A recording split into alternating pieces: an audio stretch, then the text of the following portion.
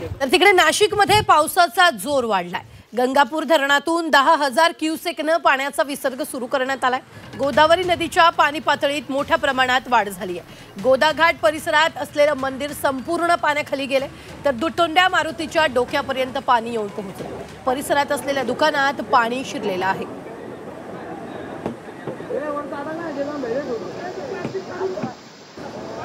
तर या संदर्भात ताजे अपडेट देत आहेत आपले प्रतिनिधी सागर गायकवाड। सागर, मोठ्या प्रमाणात गोदावरी नदीच्या पाणी पातळीत वाढ झालेली आहे, दुसरीकडे दुतोंड्या मारुतीच्या डोक्यापर्यंत पाणी येऊन पोहोचलेलं आहे, काय ताजे अपडेट आहे?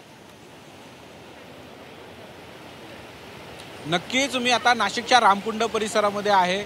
या ठिकाणी जर बघितलं तर आता गोदावरी नदीची पाणी पातळीत वाढ झालेली आहे, यामुळे आता गोदावरी नदीला पूर आलेला आहे।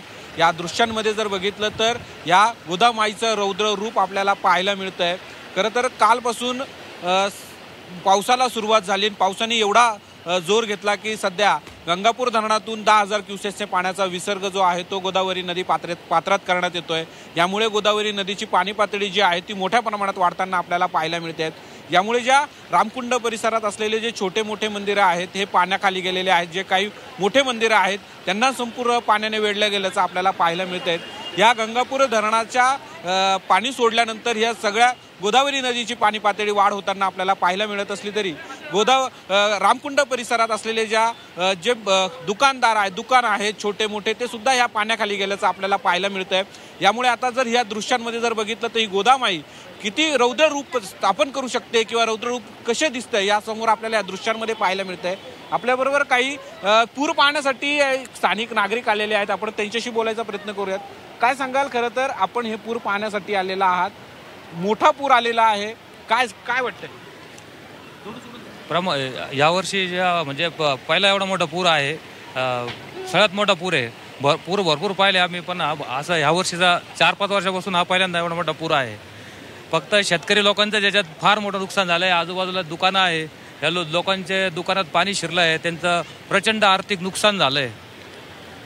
खरं तर ह्यात लहानग्यांपासून तर मोठ्यापर्यंत हे पूर पाहण्यासाठी येतात। दीदी, तू पण देखील या पाण्यातच उतरली आहे, तुला काय भीती वाटत नाही का पूर पाहण्यासाठी आले?